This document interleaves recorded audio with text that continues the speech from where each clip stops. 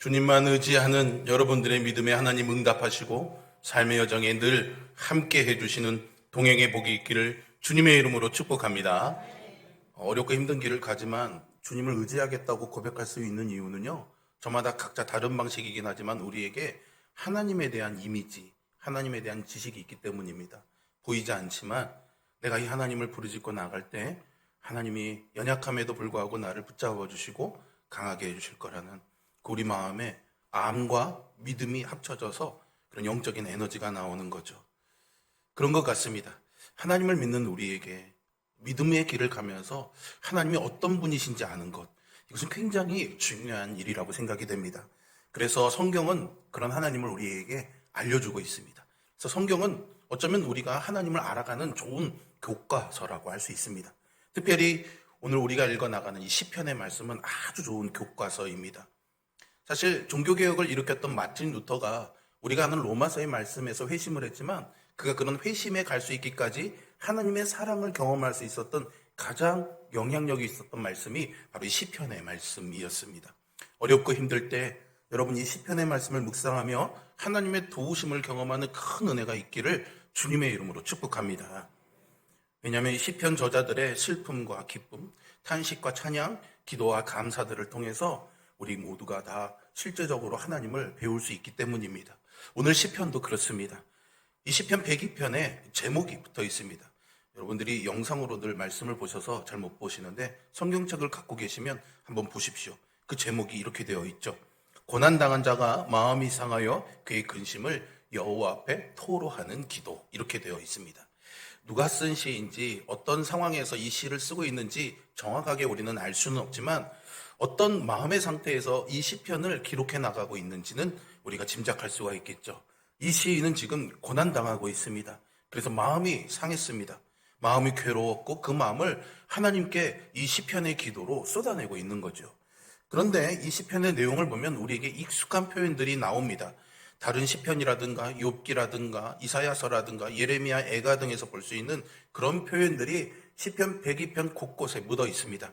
즉 이 기도는요, 성경을 통해 배운 그 하나님에 대한 지식에 기초한 기도라고 할 수 있습니다.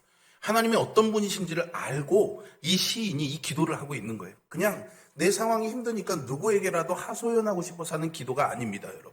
하나님이 어떤 분이신지를 알고 하는 기도라는 것을 여러분들이 염두에 두고 이 말씀을 우리가 묵상해 나가야 됩니다. 저자가 배운 하나님에 대한 지식이 있었기 때문에 이 고난을 당해 마음이 상한 그에게 실제로 어떤 영향을 주고 있는지 우리는 이 시편 말씀을 묵상하면서 배울 수 있고 또 그것이 우리에게 주는 교훈을 배울 수가 있습니다. 특별히 시편 102편은 하나님의 변하지 않으심이 어떻게 오늘 우리에게 위로가 되는지를 배울 수가 있는데요. 크게 이 시편 102편을 세 부분으로 나눌 수가 있습니다. 그래서 첫 번째는 1절부터 11절까지로 이 시편을 쓴 시인의 탄식이 묻어 있고요.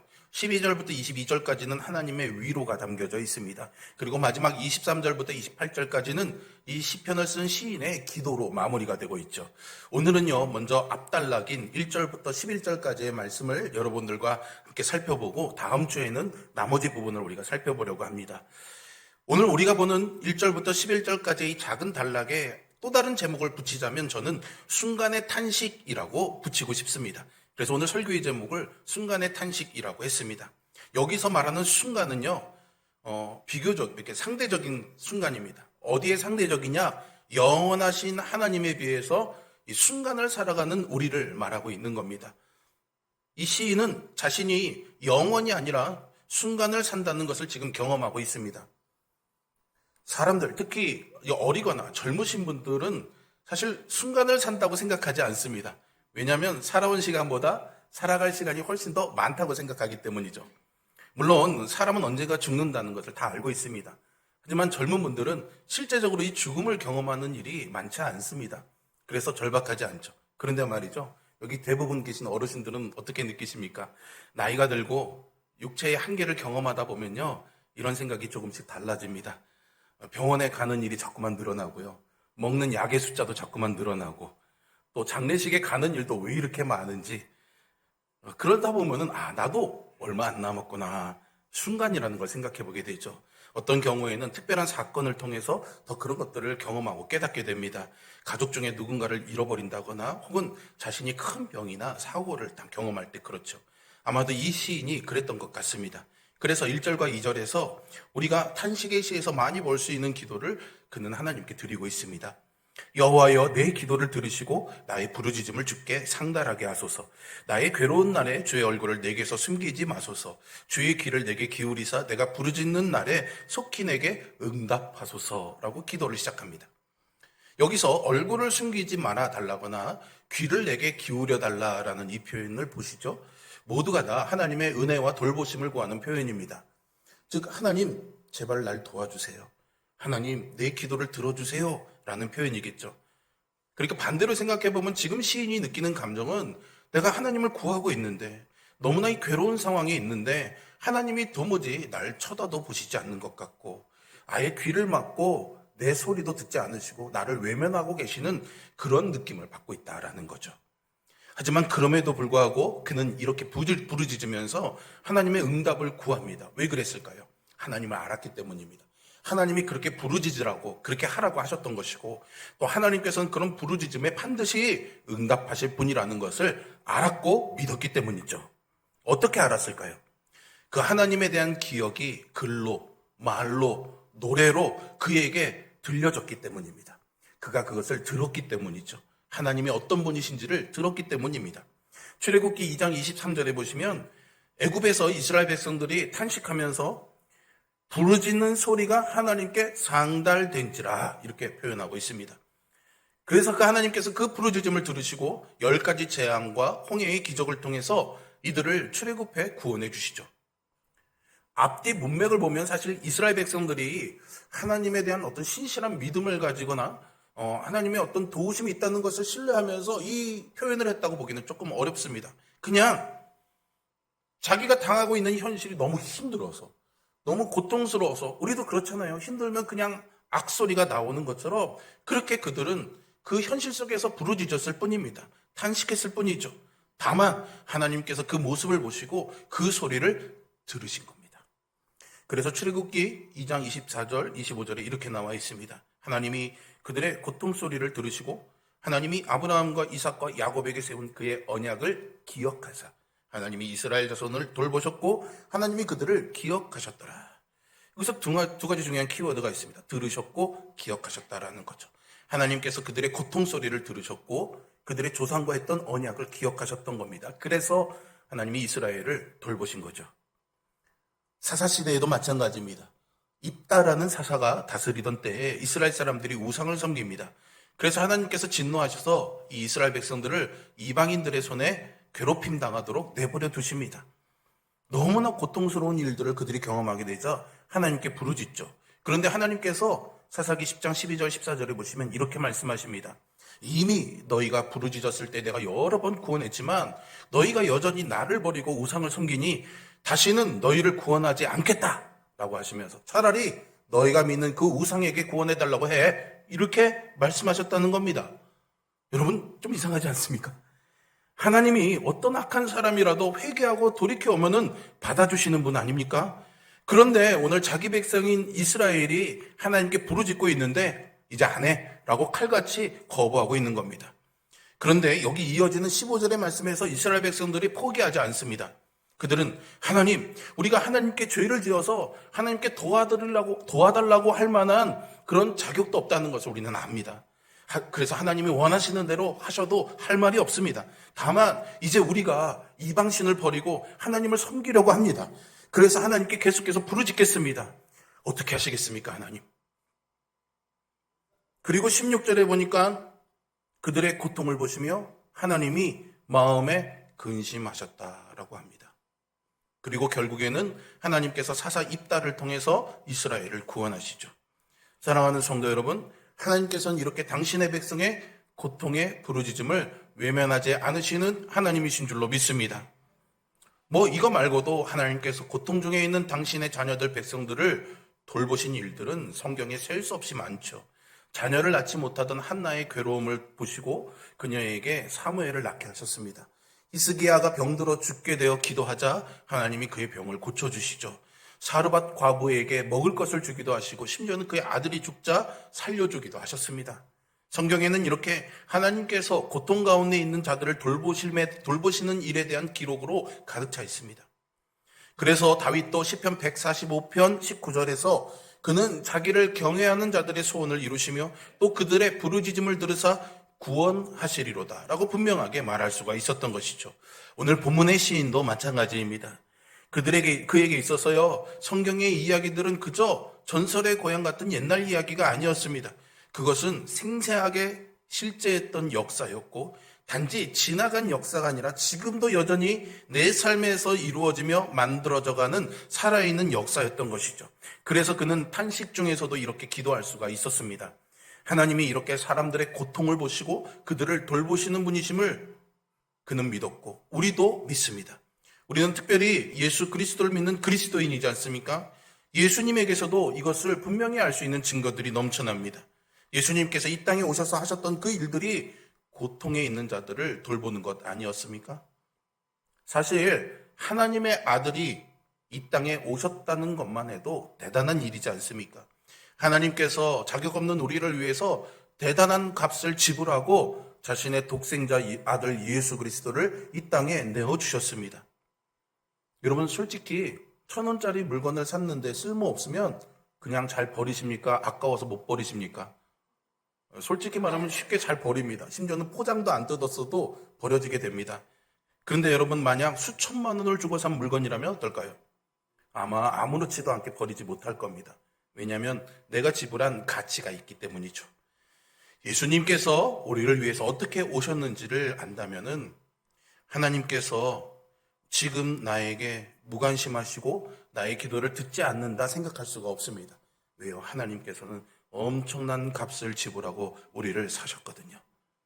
그러니 우리를 그냥 내버려 두실 수가 없는 겁니다. 하나님께서 우리를 얻기 위해서 지불하신 가치는 무한대입니다. 따라서 그 하나님이 나를 외면하실 이유는 없는 거죠. 하나님이 부르짖음을 들으신다는 것을 알았기에 시인은 괴로운 날에 부르짖었고요. 우리 또한 그렇게 하나님께 부르짖어야 하겠습니다. 특히 시인은요, 하나님께서 속히 응답해 주시기를 구하는데요. 사실 우리가 기도할 때요, 하나님, 제가 이렇게 구하는 것, 이게 사실 뭐 이렇게 급한 건 아니니까 여기 김 집사님 기도 먼저 들어주시고 그리고 박 권사님 기도 먼저 들어주시고 좀 시간 나고 한가할 때 제 기도도 한번 생각해 주시면 고맙겠습니다. 이렇게 기도하시는 분 없죠? 다 제 기도 먼저 들어주세요. 그러지 않습니까? 아마 그냥 이렇게 기도해도 된다면은 그런 식으로 기도할 필요조차 느끼지 않을 겁니다. 그러니까 오늘 여기서 말하는 속히라는 이 표현은 시간적인 급박함도 있겠지만 간절함의 표현이다라고 말할 수 있습니다. 단순히 참을성이 없어서 못 기다려서 지금 당장 들어주세요 라고 말하는 것이 아니라 상황의 급박함으로 인해 더 간절히 구하고 있는 것이다 라고 보아야겠죠. 그 급박한 상황에 대해서 3절부터 5절 사이에 시인은요 이렇게 표현하고 있습니다. 내 날이 연기같이 소멸하며 내 뼈가 숯같이 탔음이니이다. 내가 음식 먹기도 잊었으므로 내 마음이 풀같이 시들고 말라버렸사오며 나의 탄식 소리로 말미암아 나의 살이 뼈에 붙었나이다. 이 시인은요 자신의 날이 즉 자기의 인생이 마치 불 가운데 던져져서 연기같이 소멸하는 나무 조각과 같다라고 비유하고 있습니다. 시인은 특히 음식을 먹는 것을 잊을 정도로 지금의 상황을 버텨낼 힘도 의지도 없는 상태라고 말하지요. 지금 시인이 처한 상황이 구체적으로 어떤 상황인지는 잘 모르겠습니다. 하지만 어떤 상황이든 간에 처음에는요 이것을 좀 이겨보려는 그런 의지, 그런 마음이 분명히 있었겠죠. 이렇게 하면 되겠지, 저렇게 하면 잘 되지 않을까라는 그런 계획도 있었고 그래 한번 해보자라는 의지도 있었을 겁니다. 그런데 하나씩 실패하고 자기 뜻대로 되지 않으니 그러다 보면 점차 그 의지가 약해질 수밖에 없죠. 어차피 해도 안 될 거야 라는 생각이 점점 커지게 됩니다. 그럴수록 그 시간이 길어지면서 슬픔과 좌절은 깊어지게 되죠. 그러다 보면 음식을 먹고 잠을 자고 하는 이 삶의 가장 기본적인 일들조차도 할 수 없는 상태가 되곤 합니다. 소위 말하는 식음을 전폐하게 되는 거죠. 여러분들도 아마 대부분 다 그런 경험들을 한두 번 해보셨으리라 생각이 됩니다. 지금 시인이요 그런 상태라는 겁니다. 그 결과로 5절에서 보시는 것처럼 살이 뼈에 붙을 정도로 수척했답니다. 즉 내적으로도 외적으로도 모두가 힘을 잃어버리고 약해진 상태인 거죠. 시인은 이런 상황에서 자신의 유일한 음료와 음식은 재와 눈물이 되었다라고 9절에서 말하고 있죠. 나는 재를 양식같이 먹으며 나는 눈물 섞인 물을 마셨나이다 라고 말입니다. 성경시대에는 슬픔을 이렇게 표현했습니다. 고통 가운데 있음을 이렇게 드러냈던 거죠. 원수들의 적극적인 공격에 대해서 그저 할 수 있는 것이 슬퍼하면서 하나님의 도우심을 구하는 것뿐이었습니다. 그런데 문제는 지금 도무지 하나님께서 그를 돕는 것처럼 보이지 않는다라는 거죠. 어쩌면은 하나님한테 너무 큰 죄를 지어서 그런 거 아니야? 이런 생각이 들 정도로 말입니다. 그래서 10절에 보십시오. 주의 분노와 진노로 말미암음이라 주께서 나를 들어서 던지셨나이다 라고 노래하죠. 시인은요, 자기가 구체적으로 어떤 죄를 지어서 이렇게 되었는지는 잘 모르는 것 같아 보입니다. 특별히 생각나는 게 없었을 수도 있겠죠. 마치 욥이 그랬던 것처럼 자기가 고난 때문에 자기가 죄 때문에 고난받는 것은 아니다라고 생각했을지도 모릅니다. 만약 그렇다면 하나님께서 그에게 죄를 깨닫게 하시고 회개하는 마음도 주셨을 텐데 그렇지는 않은 거죠. 살다 보면 이런 고난을 만날 수 있다 생각이 됩니다. 나는 아무것도 잘못한 거 없는데 내가 왜 이래야 되는가라고 생각이 들죠. 실제로 내가 죄를 지었는지 안 지었는지를 떠나서 말입니다. 내 생각에는 내가 아무것도 문제가 없는데 왜 이런 일이 생기지라고 생각을 할 수 있게 되는 거죠. 하지만 그리고 하나님께서 계속해서 그런 상태로 나를 내버려 두신다는 것이 참 이해하기가 어려웠을 것입니다. 그래서 시인은 자기가 무슨 죄를 지었는지는 모르겠지만 지금의 이 상황은 아마도 하나님의 분노와 진노로 인한 것이라고 말하고 있는 겁니다. 하나님이 무언가 내 죄 때문에 나한테 화가 나셔서 저렇게 나를 고난에 두시는구나 라고 생각한 거죠. 답변을 알지 못하는 이런 상황에서 시인은 11절의 끝으로 다시 한번 자신이 순간을 사는 나약한 존재라는 것을 언급하면서 이 탄식을 마무리 짓습니다. 내 날이 기울어지는 그림자 같고 내가 풀에 시들어짐 같으니이다. 하나님이 나를 이렇게 내버려 두시면 나는 그냥 사라져버릴 존재입니다 라고 고백하는 거죠. 그러니 어서 나를 구해주세요 라고 부르짖는 겁니다. 여러분, 이 말씀을 한번 생각해 봅시다. 이 세상을 살면서 우리는 이 시인처럼 이런 탄식을 할 만한 일들을 만나게 되죠. 하나님을 잘 믿는다 해도 예외는 없습니다. 중요한 것은요, 우리가 그런 일을 만나느냐 안 만나느냐, 그런 일이 생기느냐 안 생기느냐가 아니라 그런 일을 만날 때 우리가 어떻게 하느냐입니다. 하나님을 아는 사람처럼 탄식할 것인지 하나님을 모르는 사람처럼 탄식할 것인지가 중요하죠. 때로는 어쩌면요, 너무 자주 우리는 순간만 사는 사람처럼 탄식합니다. 마치 이 문제 때문에 이 세상도 내 인생도 다 끝난 것처럼 탄식하죠. 이 순간에만 사로잡혀 있으면요, 그렇습니다. 그래서 순간만 사는 사람이라면 무슨 일이든 좋은 일보다는 나쁜 일이 되기가 십상입니다. 조금만 아파도 죽으면 어떡하지 염려하게 됩니다. 조금만 내가 원하는 대로 되지 않아도 내 인생이 이렇게 망하면 어떻게 되지 생각하게 되는 거죠. 그러니 고난 중에 기뻐할 수가 있겠습니까? 물론 그런 일들이 정말로 순간적으로 지나가는 일이라면 얼마나 고맙겠습니까? 하지만 우리는 그 상황에서 이 일이 순간적으로 지나갈 건지 계속될 건지는 알 수 없습니다. 또 설령 그렇게 순간적으로 지나간다 해도 그것이 정말 내 삶에 큰 유익되는 거라고 말하기도 어렵죠. 더군다나 그런 일들이 반복되거나 아니면 도무지 해결되지 않고 계속되고 있다면 더욱 그러할 겁니다. 그럴 때는요, 슬픔 가운데 혹은 불평 가운데 불안 가운데 두려움 가운데 살 수밖에 없습니다. 만약 우리가 고난에 이렇게 반응을 한다면 우리가 하나님을 알고 있다고 해도 사실 그것은 진짜 지식이 아닙니다. 나 혼자 그저 그렇게 알고 있다라고 착각하고 있는 것이죠. 하나님에 대한 참된 지식은요, 우리로 하여금 그렇게 세상 사람들과 같은 순간의 탄식이 아니라 또 다른 탄식을 하게 합니다. 순간만 사는 사람의 탄식은 방금 우리가 본 말씀 1절과 2절의 말씀 있죠. 한번 띄워봐 주시겠어요? 이 1절과 2절의 기도를 할 수가 없습니다. 하지만 영원하신 하나님을 믿는 사람, 그 하나님을 아는 사람은 이 탄식의 기도를 할 수가 있는 거죠. 고난을 통해서 내가 순간을 살 뿐이라는 것을 알게는 되지만 그것으로 인해서 슬퍼하거나 절망하는 것, 불평하고 불안해하는 것이 아니라 그 순간의 삶에서 하나님이 계신다라는 것을 발견하게 되고 이 상황에도 하나님이 안 계시는 것 같지만 하나님이 개입하고 계신다는 것을 기대하게 하는 것이죠. 그런 사람은 고난 중에서 얻는 위로가 있을 줄로 믿습니다. 순간만 사는 사람이라면 그저 이 고난에서 벗어나는 것이 위로가 되겠죠. 이 문제만 해결되면 편안할 겁니다. 하지만 하나님을 믿는 사람은 그렇지 않습니다. 그 위로는요, 변하지 않는 하나님, 영원하신 그 하나님에게서 오는 것입니다. 그러니 순간이 아니라 영원에서 오는 위로인 것이죠. 이 순간만 모면하고 얻는 위로가 아니라 우리가 알지 못하는 그 영원에 잇대어져서 누리게 되는 위로가 있는 겁니다. 그래서 시인은 자신의 날이 기울어지는 그림자와 같다라고 표현합니다. 하지만 그는요, 그 가운데서 그 그림자를 지어내는 햇빛이신 하나님을 바라본 겁니다. 그리고 그 하나님에게서 참된 위로를 받습니다. 여러분, 그 위로를 우리 모두가 받기를 주님의 이름으로 축복합니다. 그래서 고난에서 완벽하게 벗어날 수 있기를 축복합니다. 확실히 이런 축복을 드리면 아멘이 커지는 것 같습니다. 정말 그렇게 된다면 얼마나 좋을까요? 그런데 여러분, 이게 무조건 보장되지 않지 않습니까? 앞서서 하나님께 은혜를 받은, 하나님의 도움을 받은 사람들의 예가 성경에 셀 수 없이 많다고 말씀드렸지만요, 사실은요, 그 반대의 경우도 만만치 않게 있습니다. 사실 그런 것들이 성경에 다 기록된 것이 아니기 때문에 그런 일은 없다, 그런 일은 있을 수 없다라고 우리가 오해할 수 있겠지만 사실은 그렇지 않습니다. 오히려 제 생각에는 그런 게 더 많아 보입니다. 많은 탄식의 시편들이 있지 않습니까? 그것들이 다 그 증거들입니다. 하나님의 사람이라고 했던 다윗도요, 얼마나 많은 탄식의 시를 지었는지 모릅니다.